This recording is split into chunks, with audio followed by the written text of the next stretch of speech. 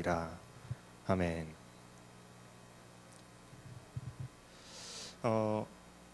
오늘 또 우리 온라인과 또 이렇게 오프라인으로 함께 예배하시는 분들에게 모두 주님의 평화가 함께하시기를 바랍니다.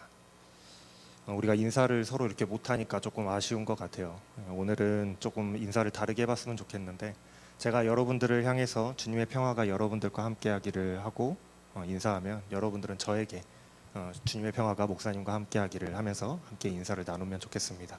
비록 온라인이기 때문에 서로 보이지 않는다고 할지 모르지만 그래도 이렇게 한번 인사를 나눠보면 좋겠습니다.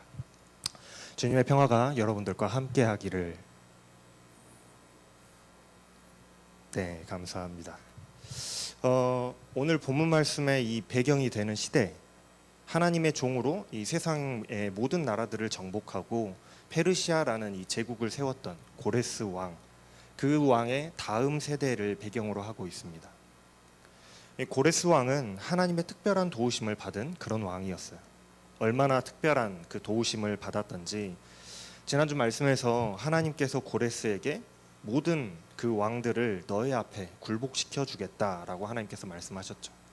그뿐만이 아니라 네가 가는 곳마다 언덕이 있으면 그 언덕을 깎아서 평지가 되게 만들어주고, 단단한 성문이 있으면 그 성문을 열어주고, 또 새로 만든 그런 빗장이 걸려 있으면 그 빗장을 부셔서라도 승리하게 해주겠다 하고 하나님께서 고레스에게 약속하셨잖아요. 하나님께서 고레스에게 약속하셨던 그 약속의 언약의 예언의 말씀들이, 그 약속의 말씀이 실제로 모두 다 성취가 됐습니다. 시간이 지나서 그게 다 성취가 됐어요.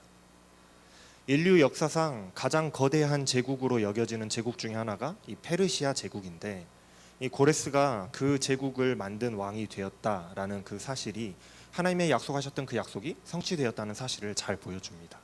어마어마하죠. 하나님께서 약속하신 게 이렇게 이루어진 거예요. 그런데 고레스가 이토록 하나님께 지원을 받을 수 있었던 이유가 무엇일까? 그럼 무엇이라고 했어요? 하나님께서 이스라엘 백성들을 다시 구원하시고 회복시키시기 위해서 이 고레스라는 종을 사용하셨더라 하고 말씀하고 있어요. 고레스는 분명히 이방인의 왕입니다. 하나님을 모르는 이방인이었어요. 그런데 분명히 우리가 알 수 있는 것은 하나님께서 고레스에게 어떠한 확신을 주셨다, 그것만은 분명하다라는 것을 우리가 알 수가 있어요.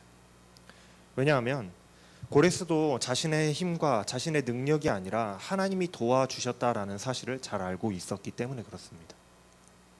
어떻게 우리가 그것을 알 수 있냐면 에스라서를 보면 알 수가 있어요. 에스라서는 이 포로기 이후에, 그러니까 이스라엘이 포로에서 귀환하고 난 뒤에 그 시기에 기록된 역사의 기록이거든요. 근데 에스라 1장에 보면은 이렇게 말씀하고 있습니다. 하나님께서 당신의 그 약속하신 약속들, 하나님께서 약속하셨던 그 약속을 이루시기 위해서 고레스를 통해서 말씀하셨다라는 거예요. 그래서 고레스가 자기가 왕이 되고 난 후에 가장 먼저 한 일이 이 제국에, 페르시아라는 제국에 명령을 내려서 이렇게 말하고 있어요. 하나님은 유일하신 하나님이다. 하나님께서 내게 모든 나라를 주셨고 또 명령하사 유다, 예루살렘의 그 성전을 건축하라고 하셨다. 그러니 유다인들은 모두 예루살렘으로 귀환해라. 그리고 하나님의 성전을 건축해라 하고 그 명령을 내렸어요. 물론 역사적으로 봤을 때에 이 고레스가 사용했던 정책은 모든 민족들의 그 문화와 정치와 종교를 인정해주는, 그 자유를 주는 유화 정책을 사용했다라는 사실은 우리가 잘 알고 있는 사실입니다. 그런데 유대인들만 특별히 혜택받은 것은 아니라는 거죠. 그 정책을 봤을 때 다른 정복한 민족들의 그 정치와 문화와 종교도 다 인정을 해줬다라는 거예요. 유대인만 특별히 특혜를 받은 건 아닙니다. 그럼에도 불구하고 유대인들에 대해서 정책을 펼쳤던 것은 다른 민족들에게 했던 것보다 조금 더 특별했다라는 거예요. 나중에 이 다리오 왕이, 페르시아의 다리오 왕이 고레스가 내렸던 그 칙령의 문서들을 다시 찾아봤을 때 거기에 이렇게 쓰여져 있었다고 해요. 바벨론이 예루살렘 성전에서 약탈해간 그 모든 기구와 금접시, 은접시, 칼 같은 그런 성전의 기구들을 모두 다 이스라엘 백성들에게, 그 유다 백성들에게 돌려주어라. 뿐만 아니라 유다 백성들의 성전을 건축하게 될 텐데 성전 건축에 필요한 모든 비용을 왕실에서 지원해 주겠다. 그러니 유대인들이 최대한 빨리 하나님의 성전을 건축할 수 있도록 모든 지원을 아끼지 말아라 하는 그 명령의 문서를 전국 각지에 그것을 보냈다 그 말이에요. 좀 특별하지 않나요? 유대인들의 그 성전 건축을 하는데, 유대인들의 성전을 건축하는 데에 이방인의 왕 고레스가 특별하게 애착을 보이고 있더라는 겁니다. 이렇게 처음에 이스라엘 백성들이 1차 귀환, 1차 포로 귀환을 하던 시기에 그 사람들 중에 한 사람이 포함되어 있었던 중에 한 사람이 바로 이 스룹바벨이라는 사람이 있습니다. 이 스룹바벨이라는 사람은 포로 귀환 때 그 시기에 이스라엘의 지도자 역할을 했던 사람이에요. 그리고 성전 건축을 하는 데 있어서도 지도자의 역할을 했던 지도자 중에 한 사람이었습니다. 이 고레스 왕의 칙령에 따라서 스룹바벨과 이스라엘 백성들이 고향 땅에 돌아오자마자 다 무너져 버리고 황폐해져 있는 그 하나님의 성전터에 가서 하나님의 성전을 그 자리에 건축하기 시작해요. 그런데 그 성전을 건축하는 것이 얼마 지나지 못해서 중단되고 말합니다. 중단되었어요. 왜냐하면 방해꾼들이 있었기 때문이에요. 성경에서 말하기는 그 방해꾼들이 사마리아 사람들이었다고 말씀하고 있어요. 사마리아 사람들이 이 성전 건축을 그 이스라엘 유다 백성들이 성전을 건축하기 시작하자마자 이 예루살렘에 와가지고 우리 사마리아 사람들도 함께 성전을 건축하고 싶다라는 그 뜻을 내비칩니다. 그런데 이게 정치적이고 종교적으로 매우 복잡한 관계가 얽혀 있었다라는 거예요. 당시에 팔레스타인 지역, 그러니까 이스라엘 지역은 정치 구도가 굉장히 복잡했습니다. 바벨론의 그 시대 때에 바벨론과 결탁해서 그 땅을 차지하고 살아가던 기득권자들이 있었어요. 오늘날 우리로 이야기하면은 뭐 친일파 정도 될까요? 아마 그런 사람들이 있었어요. 그런데 그 사람들이 자신들의 그 뒷배경이었던 이 바벨론이 멸망해버리고 페르시아가 정복한 그 시대가 찾아왔을 때에 자기들의 그 기득권을 빼앗길까 두려웠던 거예요. 그런데다가 지금 자기들이 차지하고 살고 있는 그 땅의 원래 주인이었던 이스라엘 백성들이 고레스 왕의 명령으로 다시 귀환하게 된 거예요. 그러니 이 기득권 싸움이 당연히 생길 수밖에 없었습니다. 거기다가 사마리아 사람들은 이미 종교 혼합주의에 물들어 있었는데 그들이 우리도 하나님을 섬기는 사람으로서 성전을 건축하고 싶다 하고 다가온 거예요. 아마도 포로 귀환에서 돌아온 이스라엘 백성들은 하나님의 성전이 이 종교 혼합주의로 더럽혀지는 것을 염려했던 것 같아요. 그래서 그 사마리아 사람들이 제안했던 제안을 거절했던 것 같아요. 그뿐만이 아니라 그 예루살렘의 성 주변에 여러 성읍들과 또 나라들의 왕들 또한 예루살렘을 그 같은 편으로 우리 편으로 포섭하고 싶어 했고 그렇게 노력을 했단 말이에요. 왜 그랬냐면 그 당시에 페르시아가 정치적인 상황이 매우 복잡하기 때문에 그렇습니다. 고레스 왕이 죽었어요. 고레스 왕이 죽고 그 다음 시대에는 반란의 시대였습니다. 서로 왕위를 차지하려고 서로 싸우던 시기였다 그 말이에요. 결국에는 엎치락뒤치락 하다가 이 아닥사스다라는 왕이 되었을 때에 이스라엘의 이 그 성전을 건축하고 성을 건축하는 것을 방해하던 방해자들이 왕에게 상소문을 올려요. 이스라엘은 역사적으로 보았을 때의 반란 분자들이니 그들이 성전과 또 성을 건축하지 못하게 해야 된다라고 왕에게 상소문을 올린 거예요. 왕은 그 상소를 받아들였어요. 왜냐하면 역사적으로 찾아보니까 진짜 그랬거든요. 이스라엘 백성들이 원래 반란을 일으키고 잘 굽히지 않는 사람들이라는 걸 보았을 때에 성전을 건축하면 안 되겠다. 그래서 성전을 건축하지 못하도록 명령을 내렸습니다. 오늘 본문 말씀은 바로 이런 배경을 가지고 있어요. 오늘 본문 말씀은 주의 종의 세 번째 노래라고 불리는 이사야의 구절입니다. 본문 말씀에는 하나님의 계획하심과 역사하심을 위해서 쓰임 받은 또 다른 한 명의 이 주의 종이라는 사람이 등장을 해요. 고레스하고는 다른 사람이에요. 말씀에 등장하는 이 주의 종은 아마도 이 혼란한 정치 상황과 또 포로 귀환이라는 이 많은 적들을 둘러싸고 있는 방해를 받는 이 어려운 시기에 백성들을 위로하고 이끌며 또 하나님의 성전을 건축해야 되는 그런 특별한 임무를 부여받은 사람이었던 것 같아요. 그 사람이 누구냐면 바로 스룹바벨이라는 사람입니다. 오늘 본문 말씀의 이 주의 종이라고 하는 이 주인공은 아마도 스룹바벨인 것처럼 보여져요. 앞서서 오늘 본문 말씀의 시대적인 그 배경을 여러분들에게 말씀드렸던 이유가 바로 여기 있어요. 스룹바벨이 하나님의 종으로 부름을 받았습니다. 하나님께서 스룹바벨에게 사명을 맡기셨어요. 백성의 지도자로서 이 백성을 이끌어갈 임무를 맡기셨어요.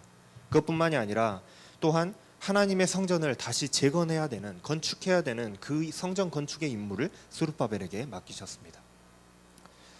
분명 하나님의 종으로 하나님께서 부르셨고 사명을 맡기셨지만 이전에 고레스 왕처럼 하나님께서 고레스 왕을 부르셨을 때와는 상황이 많이 달라요. 하나님께서 종으로 부르시고 맡기신 사명이지만은 스룹바벨의 길은 고레스와 달리 평탄하지 않았습니다. 가시밭길과 같은 그런 사명이었어요. 스룹바벨은 페르시아의 정통한 사람이었습니다. 그냥 아무것도 모르는 그런 촌부가 아니라 페르시아 왕실에서도 눈여겨보는 사람이었고 왕과도 친분이 있을 정도로 능력이 뛰어난 사람이었다고요. 또 백성들에게도 존경받는 인물이었다고 합니다. 그러니 이 고레스 왕도 또 다리오 왕도 스룹바벨에게 일을 맡기지 않았겠어요. 이스라엘 백성들을 이끌고 돌아가라, 그리고 하나님의 성전을 건축하라 하는 이런 일을 고레스 왕이나 다리오 왕이 스룹바벨에게 일임했단 말이에요. 오늘 본문 말씀에 따르면은 하나님께서 스룹바벨을 종으로 부르시고 그에게 학자의 혀를 주셨습니다. 학자라는 것은 공부를 많이 하거나 또 지도자를 의미하는 그런 의미의 단어가 아니에요. 학자라는 의미는 배우는 사람이라는 뜻입니다. 하나님께 배우는 사람, 하나님의 제자라는 그런 의미를 가지고 있어요. 하나님께서 스룹바벨에게 하나님의 뜻을 배우도록 하시고 하나님의 혀, 그러니까 하나님이 어떤 말을 해야 될지를 알려주셨다라는 거예요. 그래서 스룹바벨은 지쳐있는 사람들, 백성들을 위로할 수 있게 하셨다. 그 임무를 하나님께서 맡기셨다라는 거예요. 그뿐만이 아니라 또한 스룹바벨에게 하나님께서 학자의 귀를 주셨습니다. 그래서 하나님의 말씀을 깨달아서 알 수 있게 하셨다라고 오늘 말씀이 말하고 있어요. 이스라엘 백성들이 지금 이 지경에 와 있는 이유가 뭔가? 학자의 귀가 없었기 때문이잖아요. 하나님이 말씀하시는 말씀을 깨닫고 알아들을 수 있는 귀가 없어서 귀 막고 자신들의 그 눈에 보기 좋은 대로 행했다가 지금 이 지경까지 와 있는 것이 이스라엘 백성들의 상황이었다라는 거예요. 귀가 없었던 겁니다. 그런데 스룹바벨에게는 하나님께서 하나님의 말씀을 깨달을 수 있는 귀를 열어주셨다라는 거예요. 그래서 스룹바벨은 하나님의 말씀과 그 계획을 깨달아 알았기 때문에 하나님의 그 명령에, 하나님의 그 사명에 거역하지 않았다라고 말씀하고 있어요. 하나님의 말씀에 거역하지도 않고 하나님께 등 돌리지도 않고 나 몰라라 하지 않았다라고 말씀하고 있습니다. 스룹바벨은 하나님께 종으로 부름을 받아서 하나님의 말씀에 순종하는 사람이었다라는 거예요. 스룹바벨은 바로 순종하는 종이었습니다. 그런데 그 종의 길이라는 것이 고레스와 같이 승리하는 길, 또 영광의 길, 평탄대로의 길이었다면 얼마나 좋았을까요? 그런 길이었다면 얼마나 행복했을까요? 그러나 스룹바벨의 길은 그런 길이 아니었어요. 그렇지 못했습니다. 고난과 역경의 연속이었어요. 스룹바벨이 성전을 건축하기 시작하고 다양한 사람들로부터 방해와 또 살해 위협을 받게 됩니다. 사마리아 사람들의 방해도 있었고 또 페르시아의 그 반란 세력들의 방해도 있었고 또 주변 지역들의 그 성읍들과 또 이웃 나라의 왕들과 지역 주민들 사이에서 그 기득권을 가지고 있는 사람들의 방해와 공격이 그 생명의 위협이 느껴질 정도로 이스라엘의 지도자인 이 스룹바벨을 늘 따라다녔다라는 거예요. 그 고난이 늘 따라다녔어요. 실제로 느헤미야나 에스라서를 읽어보면은 어느 순간 스룹바벨이 이름이 쓱 사라지게 됩니다. 학자들은 그것을 연구해보고 이렇게 스룹바벨이 갑자기 사라지게 된 이유가 뭐라고 이야기하냐면 결국에는 스룹바벨이 그 고난 당하던 중에 살해를 당하기 때문에 갑자기 그 이름이 사라졌다라고 추측할 정도로 이 스룹바벨이 굉장히 고난을 많이 받았다라는 거예요.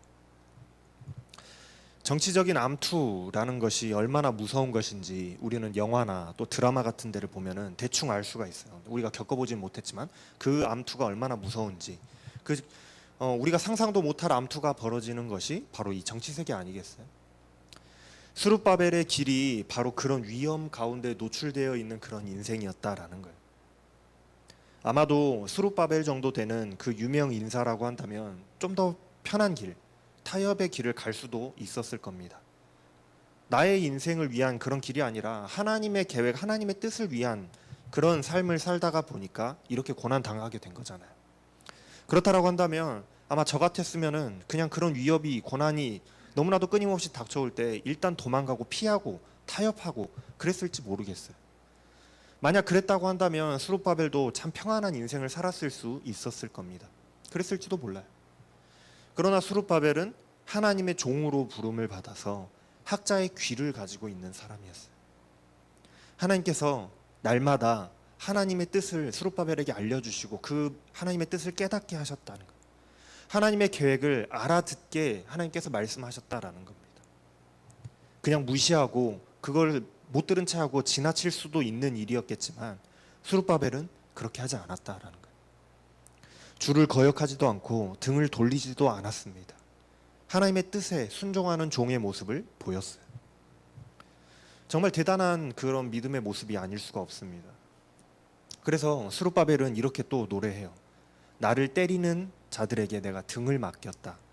나의 수염을 뽑으려는 자들에게 내가 내 턱을 내밀었다. 나는 그 욕설과 침뱉음을 받지 않으려고 내 얼굴을 가리지도 않았다라고 이렇게 노래합니다. 자신의 등에 칼을 꽂으려고 도사리고 있는 그 사람들이 얼마나 많이 있었는데 그들에게 등을 맡기고 하나님의 맡기신 사명의 길을 순종함으로 걸어갔다라는 거예요. 고대 시대에 이 수염이라는 것은 남자의 체면을 상징하거나 인격을 상징하는 그런 것이었습니다. 멋으로 기르고 다니는 게 아니었어요. 그 수염을 적들이 밀어버리려고 했다라는 거예요. 창피를 주려고 했다라는 거죠. 또 욕설을 당하고 침뱉음을 당하는데도 그걸 피할 수 있지만 피하려고 얼굴을 가리지도 않았다라고 말하고 있습니다. 생명의 위협을 당하고 명예와 체면이 놀림거리가 되는 그런 상황에서도 몸을 사리지 않았다라고 노래하고 있는 거예요. 스룹바벨이 왜 그랬을까요? 미련해서 그랬을까요?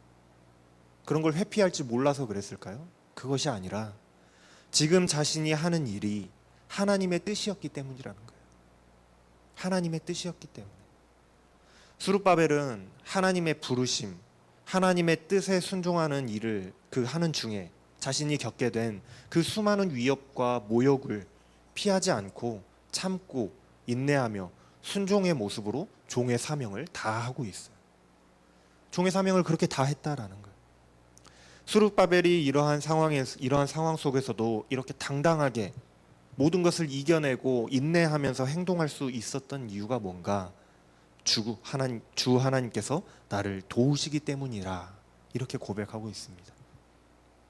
그들이 나를 모욕하여도 나는 마음이 상하지 않고 오히려 내가 각오하고 모든 어려움을 견뎌냈다.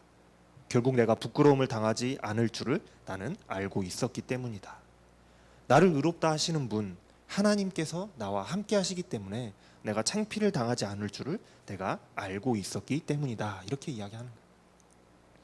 이것이 바로 스룹바벨의 믿음의 고백입니다. 누가 감히 나에게 소송을 걸 수 있을까? 감히 누가 나에게 시비를 걸 수 있을까? 한번 법정으로 나와봐라. 같이 한번 겨뤄보자.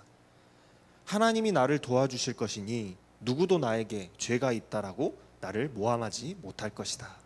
오히려 나를 대적하는 그런 자들은 모두 낡은 옷처럼 그렇게 헤어질 것이고 좀이 먹은 것처럼 그렇게 썩어 없어질 것이다 라고 이야기하는 거예요. 엄청 강력한 믿음이잖아요.